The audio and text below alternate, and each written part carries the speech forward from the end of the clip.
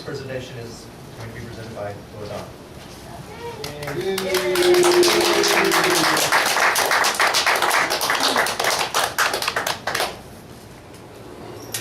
Greetings. Hello, Logan.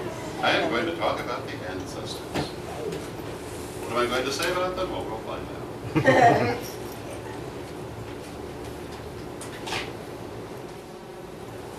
So, I think everybody here knows that the ancestors are very important in the Correllian tradition. Many other religions around the world give a very important place to the ancestors as well, and other religions completely ignore them. In our religion, they have always been important. In our family, they were always very important. And I think one of the most amazing things to me has been that as other people who were not related by blood and did not know these people in life have begun bringing through messages from them, they have brought through things they should not have known and accurately described the personalities of the ancestors. Because when we first started having other people speaking with the ancestors, I wasn't sure how I should take that. I didn't know if people would be able to make that connection. I didn't know if they'd be able to get the messages as easily as we were part of the blood family could do. And I found out they could. I found out the ancestors can talk to anyone they damn well please, and they can make themselves clear. So I would like to ask Lady Krystel to come and join me as she will.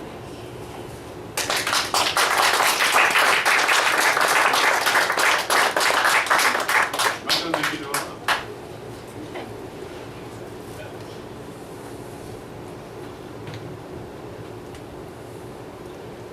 I have two questions for you. Yes. This is going to turn into a moderated panel. But my first question to you is, what has struck you the most regarding the ancestors of this last 30 years? Their accuracy. Their, I don't know if we claim 100% accuracy, but it has felt like it. When they It tell us often something, seems like it's they so. actually are, but Right. we can't always let it all the way through. But Right. they are rarely ever, in my Yeah. experience, wrong. And it, like you had said, if there had been a mistake made, it was through the channel, not through the ancestors. I mean, it still blows us. Yeah, it really does.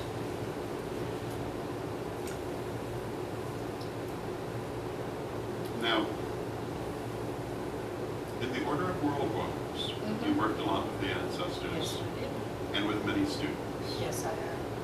What did you find remarkable or challenging about that experience? I didn't find anything challenging about it. I did beforehand give them a list, or on the spur of the moment, you know, say these are the basics, not personalities, these are the names, these are the relationships. The ease with which the ancestors came through and the accuracy with which the personalities came through. And I threw these students in, I mean, no warning. So now we're going to channel ancestors, this is what we do. So I would ask for protection and explain, and I started, that if you get something, you say it. You know, whether someone else is typing or not, because we were doing this online. And everybody brought something through, and it was accurate. Okay, that was interesting. The ancestors are trying to get back in. Right, who did we forget? There was nobody there, Well. but there was a knock. They were still smudging outside. Yes. Okay. The door's open. But that reminds me of a story I often tell. And I hate to interrupt you, you hold that thought, we forgot to invite the ancestors to this. Go into the night. Well, you know, you're right. So let us take a moment. Beloved ancestors, we come to you this day in this festival dedicated to you.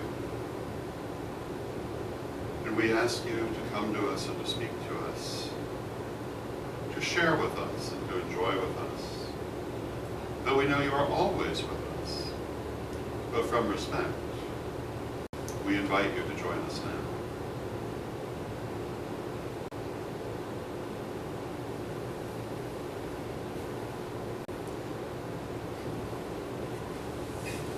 I was going to tell the story about that ritual long, long ago, which you'll remember, I think, when I started telling the story. Okay. Had to do with the family land, 1985 maybe. And we were setting up the altar in, was it Bitterwind's house? I believe it was Bitterwind's house. And we're setting the altar up, the door opens. Nobody there, the door just blows open. And you said, as you normally do, welcome, spirit. On the premise that maybe it was a spirit, maybe it was the wind. Close the door, went back to setting up the ritual altar, door opens again. Krystel says, welcome, spirit. No longer really thinking it's the wind. Invite them in, close the door, go back to setting up the altar, it opens a third time. I think it was at that point you said, if this happens again. But we closed the door and it did not open again. After a moment there was a knock on the door. And we all looked at the door. And Krystel went to open the door, nobody at the door. Nobody physical at the door. Welcome, spirit. And my late wife, who was with us for that ritual, said the spirit was too small to reach the doorknob. Which, of course, spirits aren't that way, but what she meant was the spirit of a child, and they wanted us to know that. And then we went on with ritual. And the door did not open again. Everyone who wanted to join had joined. I don't particularly know why I've chosen to tell that story, but I was motivated to do so when the knock came at the door. And nobody was particularly there, except spirits. So welcome, spirits. Now, many people here work with the ancestors on a regular basis. Would those of you who do regular messaging please raise your hands? Could you come and join us up here? I know there aren't chairs for everyone. Feel free to bring your chair. Or, there are 2 chairs. We did not see that, don't worry. See what? Exactly.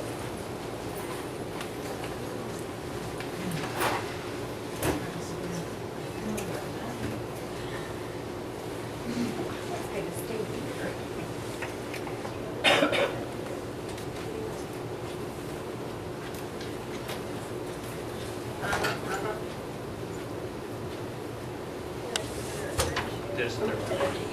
Oh, I'm sorry. Yeah, there's another chair.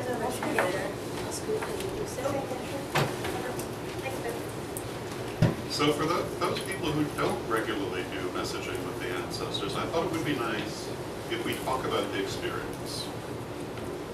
And I will probably try to ask questions, but feel free to just talk. Different people here have come to this in different ways. And some certain people have described messaging from the ancestors as being loved. Would you care to explain that comment? Well, I guess the difference for me is I've always been very reluctant to reach out in that way because it really feels for me like kind of a loss of control, a loss of reality. So it's always been very difficult for me. So we were actually doing some channeling. And Mabel specifically told me that I needed to learn to channel her myself because she had things that she wanted to teach me. So I was still very resistant to it, and they were patient for as long as they could be patient. 5 minutes. And then they all just decided to start talking to me in my head all at the same time while I was doing something completely mundane. So it was like getting mugged. Lady Stephanie and I were talking about it, and it was like, well, okay, you sit down and you meditate and you seek them out to communicate with them. I had been avoiding that for so long. For me, it was like getting mugged. And they were like, we're done waiting for you, and now you're going to hear us. Because in the end, they do get their way. But I'm not the only person that has experienced it in such a way, because there have been other people that I've spoken to about it, about the feeling of getting mugged. And it's really getting to the point of going, okay, you're gonna come anyway, so we need to have balance in the level of communication and when and how, rather than at a really inconvenient time for me when I'm doing something else and I can't stop to receive a message.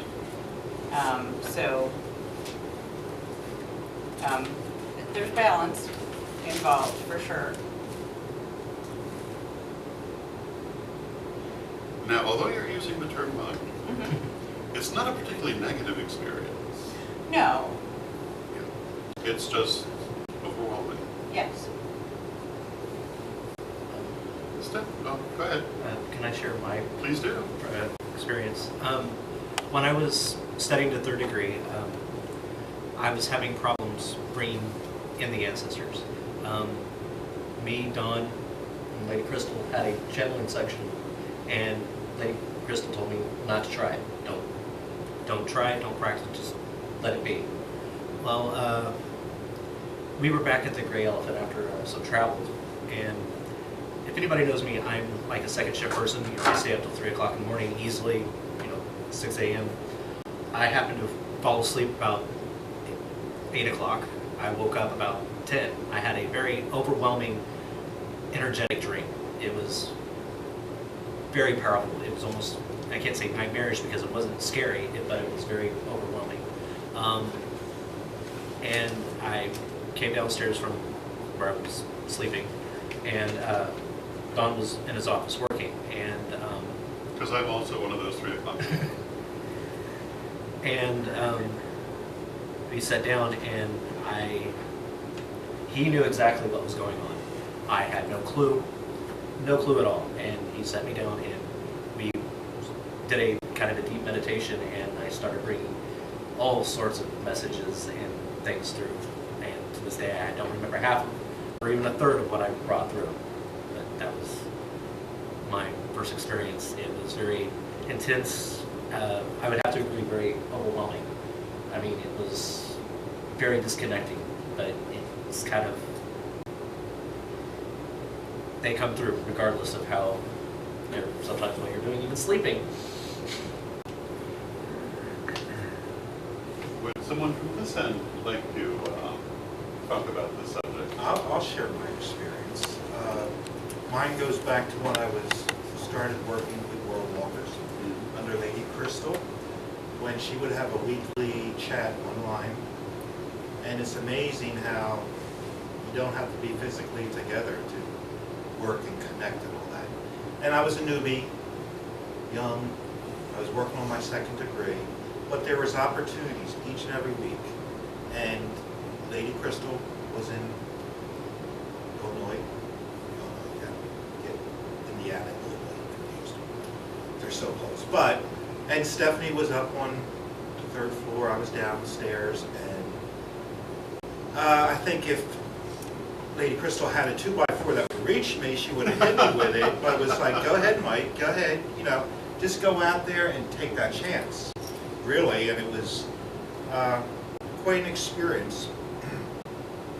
I received what I thought was a good message, a good channeling, and then it ended.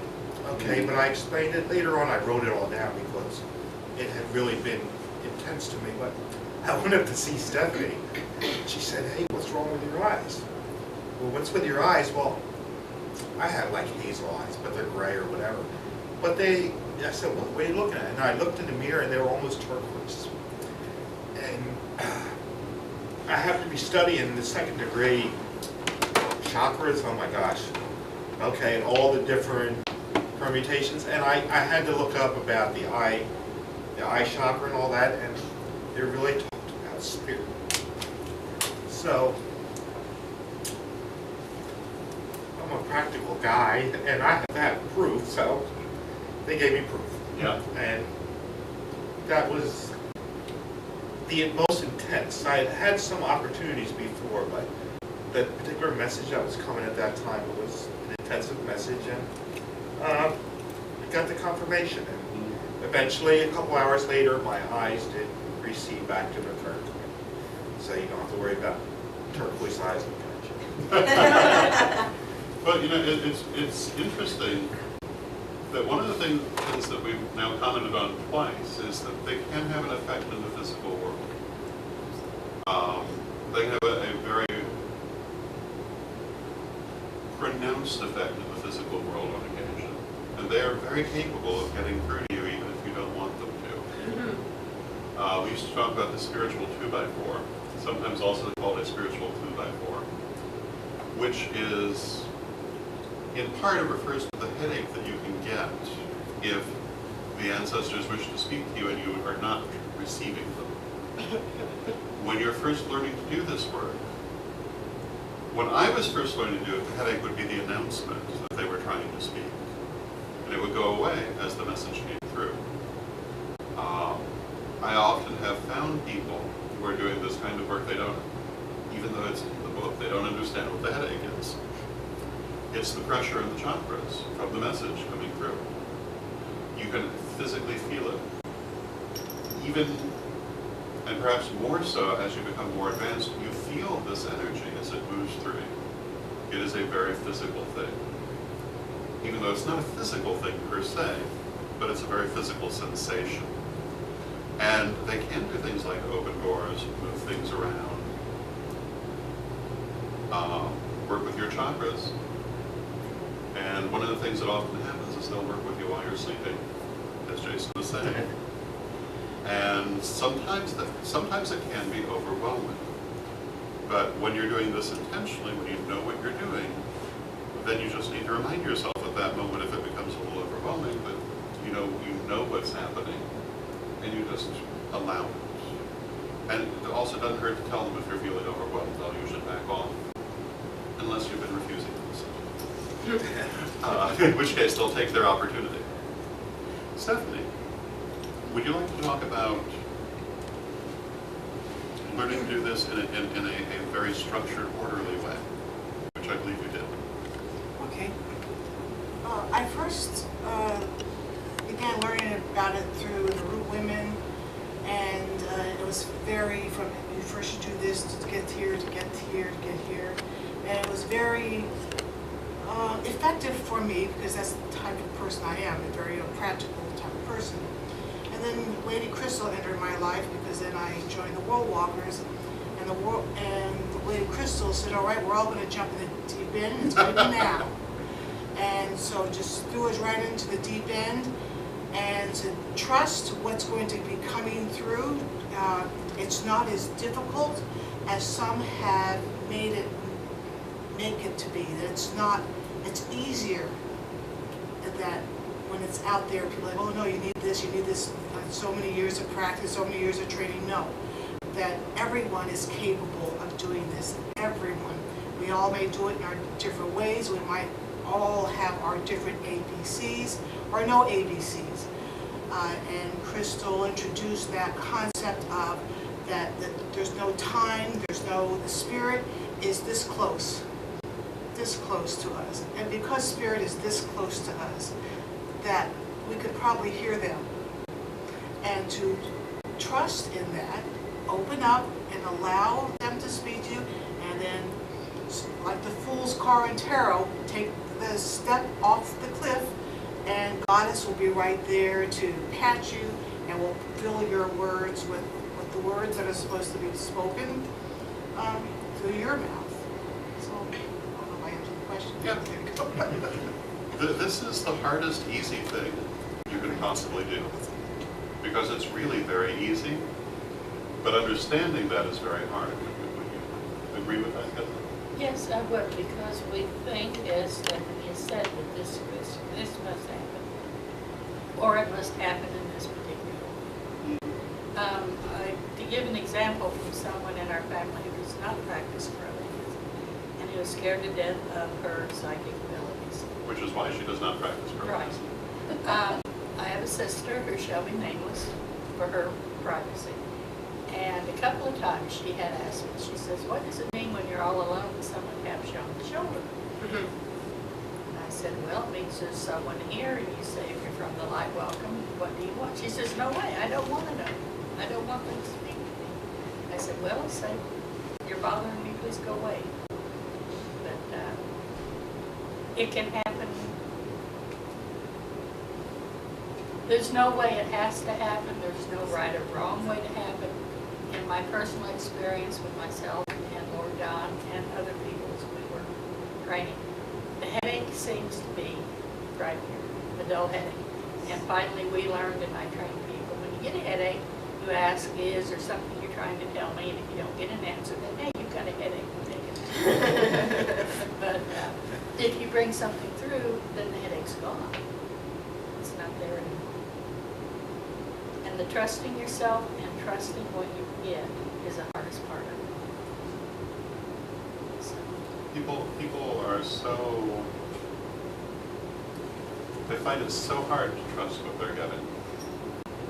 What happens is if you're willing to take that leap of faith and go with it for a little while, you'll quickly get proof that you can trust what you're getting, but you have to let it come through first.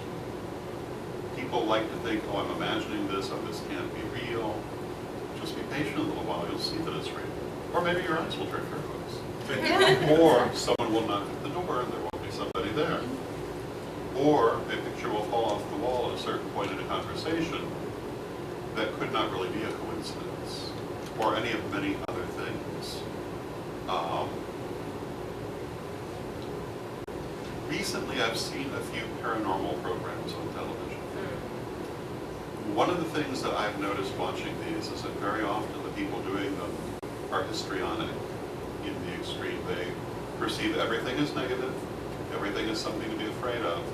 Several times I've seen that the people that they're working with either A, are suffering only from ungrounded energy, or B, they're opening clairvoyance. What they really need is encouragement to stop being afraid and let it through. Instead they get told they have a demon in their basement or some silliness. But not being afraid, not bringing judgment to it, are very important. Because when you bring judgment to it, you can warp the message very easily. And this is not, of course, not only in terms of speaking with the ancestors, but any kind of psychic work. The other thing I think I'd like to say at this moment, which for some of you already know, for some of you may not, is that when you get a clairvoyant message of any kind, but particularly a message from the ancestors, the energy basically comes in through your crown chakra. It passes through your brain where it gathers words to express itself. They do not have words, they have concepts. You have words. The more ideas you've been exposed to, the more they can say through you. Often you'll find people don't have words for some of the concepts they're getting. That can warp a message. But if they don't bring judgment to it, sometimes they can still get it through even though they don't have the words. They can describe around it. This is also why it doesn't matter what language you speak, and it doesn't matter what language the spirit spoke, because you're not using language, you're using concept. It's pure thought. It's also why you should never expect to get something in a language you don't speak, because it's using words out of your brain. I won't say that's impossible, because I don't like to say anything's impossible, usually.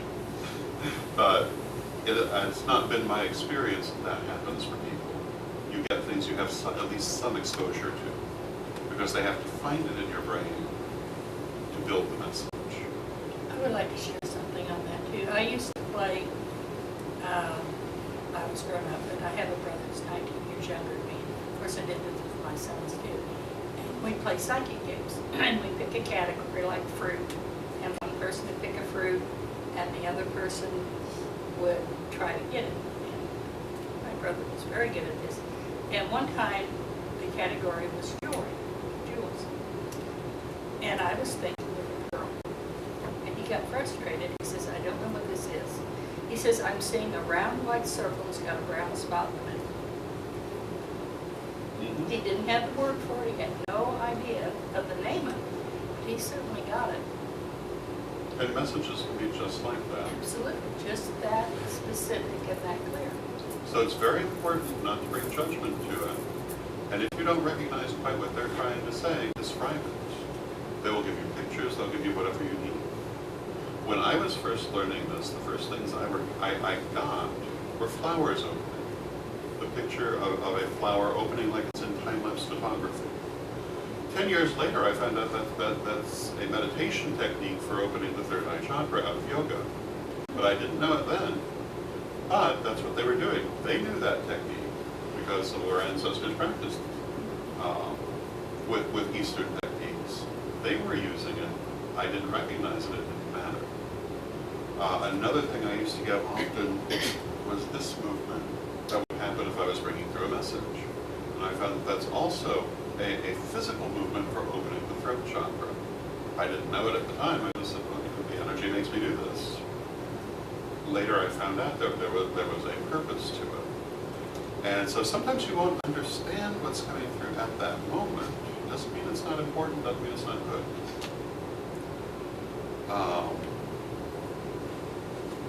So anyone who would like to answer, go ahead. I mean, you can get images. I've gotten images, things that I have no clue, just how to describe them. Music. Just a tune that gets stuck in your head. I know that a lot of time that happens just to normal people, but a tune that you've never even heard, recognized.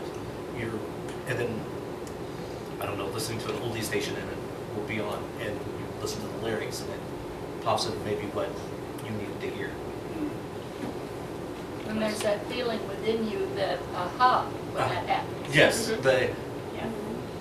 That you know that what you've heard or read or whatever is your answer, is your information. So, go ahead. Well, so much of this is relatable to me. When I was 12, 11, something like that, my mom had not told me yet that she was pregnant. And I had frequented this psychic chat room. And people had described to me, just kind of open yourself up and let whatever comes through come through. And I started doing it. I would do it several times a week, whenever I could, because it was fun. And it was also very emotional, because like you said, or Dawn, it's the pressure. And often when I bring through messages, I cry, and I fill up, and it's very hard to be able to just let the words tumble out.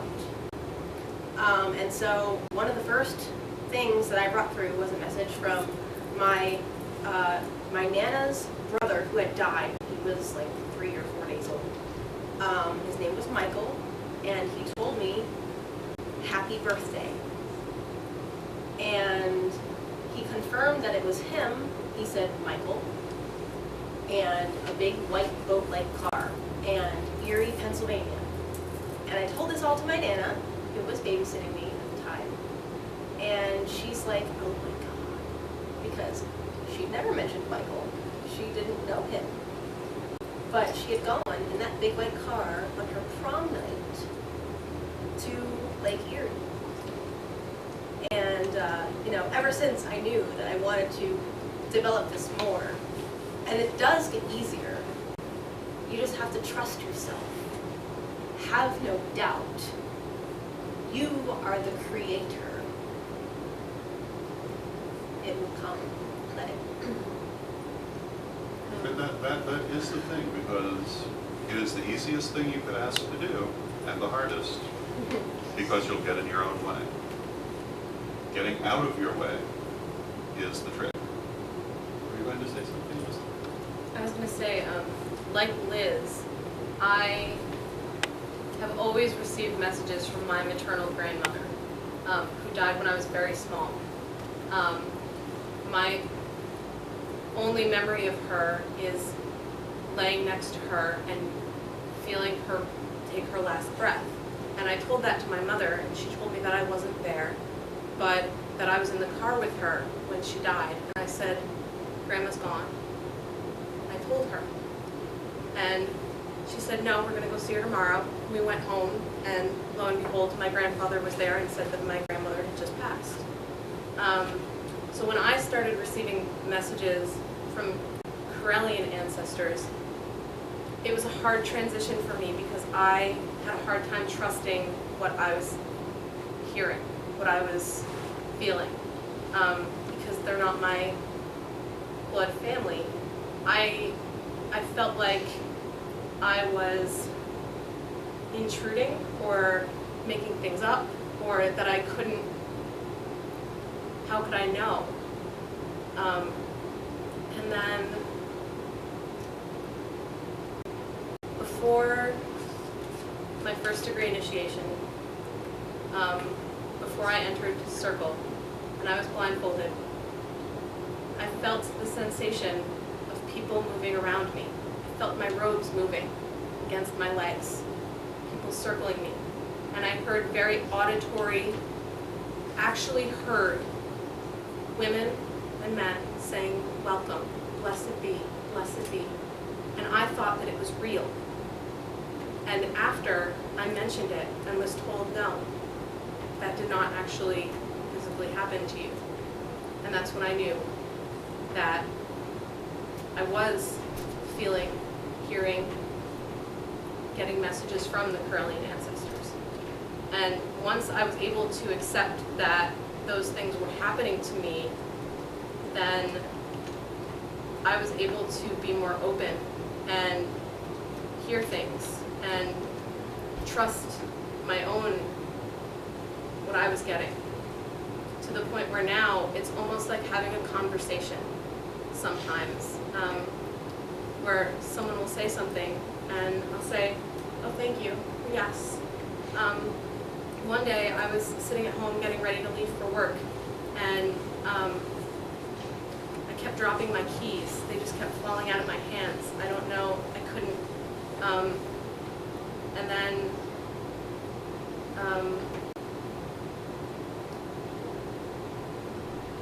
I ended up being late, and as I was getting on the highway, there was an accident on the highway. And I knew that if I hadn't kept dropping my keys, that would have been me, that I would have been there. And I distinctly heard, next time don't make us knock your keys, just listen. We're speaking to you. And sometimes they need to be forceful. And that was one of those times where they needed to be forceful. And now there's a bug all around me. Okay. But it's powerful and it's real. And they are our ancestors too. And they have their own personalities, and you will feel them. You will feel the difference between them. Sometimes they come as a group, sometimes they're very individual. But they are there. They are there. And like Lord Don said, don't ignore the headaches. Because they'll only get worse. Yes, yes. As I can attest to, and Alyssa, oh my gosh, I love you forever, okay? I had this headache for what, like A week. A week? week. A week, a solid Or week. more. Advil didn't help, drinking water didn't help, sleeping didn't help. I was like, what the bloody And she finally called me I was like, and said, what, because I'm a massage therapist. She finally called me and said, what can I do? There's something wrong with me. And I said, honey, the ancestors are trying to talk to you. Because I heard it. I heard, tell her we're trying to talk to her. Tell her to listen. And we all did it. And it went away. Went away, yeah. Yeah. So it's been my experience that most Correllians who talk to the ancestors will have one particular ancestor who tends to talk to them most often. Not always, but most people have that experience. So I was wondering if I could ask each of you which ancestor talks to you most. For me, it's Lewis. Caroline. Mabel and William. Me, usually all as a group. often Mom or your grandmother Mabel will speak for the group. In my, for me, it's usually my grandmother speaking for the group. Even when they're all there, even when a different one has a message, it's usually my grandmother who will deliver it to me, which is Mabel. The group, Mabel is the speaker. Main one, Gloria, she lives with me. Sorry, Krystel. That's okay. You're in I good know you know hands. that, oh, yes. And then Lou. My primary Correllian one is Mabel. The other one that helps me speak through is my brother James. He is my only biological brother. He passed away 5 hours after birth. And he's the other one that carries my messages through. And it's also worth pointing out that however old a person was when they passed, doesn't necessarily have anything to do with how you're going to experience them as a spirit. Sometimes if you knew the person, they'll come to you as you knew them because they want you to recognize them. Sometimes they may have been quite elderly when they passed, but they will be young when you're talking to them. Because where they are, they don't have age. And sometimes they'll be different at different times. And very occasionally they will for certain very heavy messages that they will change their appearance to give a greater distance. So they have many ways of doing this, but it's something that I think any person would benefit from learning. And it's one of the main missions, I think, of our tradition, at least at its core, to increase people's ability to bring through message, to work with spirit, to embody spirit. And one of the beautiful things about our religion is that, there are many religions that believe in life after death. We experience it. They come and talk to us. They demonstrate, sometimes physically, sometimes through information, who they are, and that they are coming and talking to us. We don't have to believe in life after death, we experience it. We don't have to believe in magic, we experience that. It's a very experiential religion. People were mentioning Lewis, and I've never talked to him. I did not know his name, but we went to the graveyard where the ancestors are buried, and when I was pulling in, I knew I wanted to go to the back and to the left. I knew it. And I don't know how I knew it, but I drove, and this is, a couple days ago, and I drove back there, and I stopped, and I looked to my right, and there was Correll Lewis. Drew me right to him. And I heard him say, "I'm here. Don't forget about me." And that was powerful for me, because I've never spoken to him. And I didn't actually know if it was, I ended up taking a picture of the grave and sending it to Lord Don and saying, who's this? Tell me who this is. I did. Now tomorrow, I believe we have our tour scheduled of Correllian Danville, which I believe does include a stop at the family tombs, as well as Under the Hill. And is there anything else on the tour besides those places? Ellsworth Park. Ellsworth Park, Where we get the cholesterol water. And stop by the temple space to make sure everybody knows where to go for the actual lustration ritual. And in case anyone has missed it, the Temple of the Pure Sanctuary has acquired a new temple space, which is where the illustration ceremony will be taking place. And so tomorrow on the tour, we will show you where that is, so you can't get lost. Because it will not be this room. And that temple space is dedicated temple space, which is intended to be there for many years to come.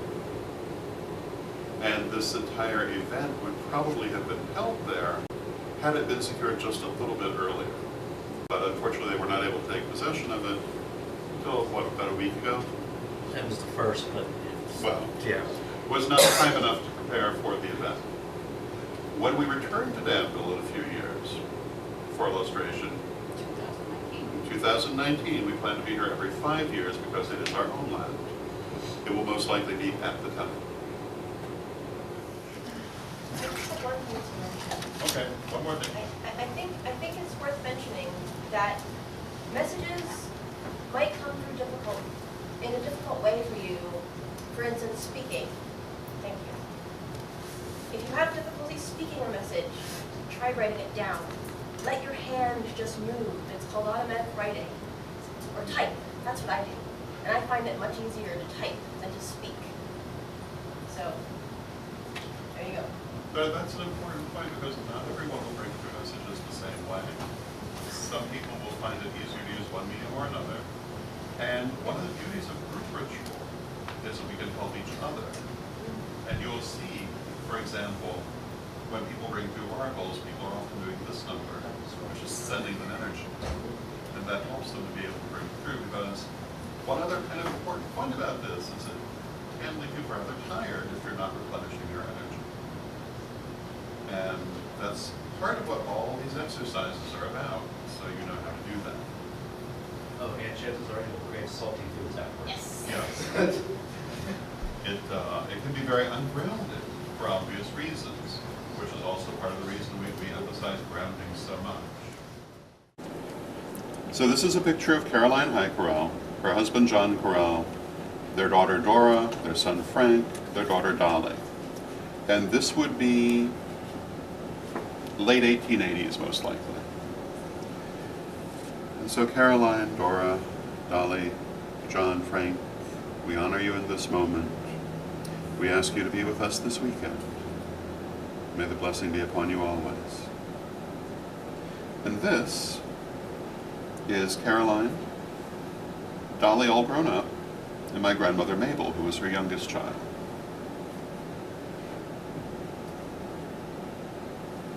And this is Dolly again. And this is about 1900. And then this is my grandmother again, and this is about 1918. Beloved grandmother, we place you upon the altar. We ask you to be with us. May the blessing be upon you. And beloved mother, all the beloved ancestors of my family, I invoke you and ask you to be with us this weekend and to guide us in love and the spirit of family. So mote it be. So mote it be.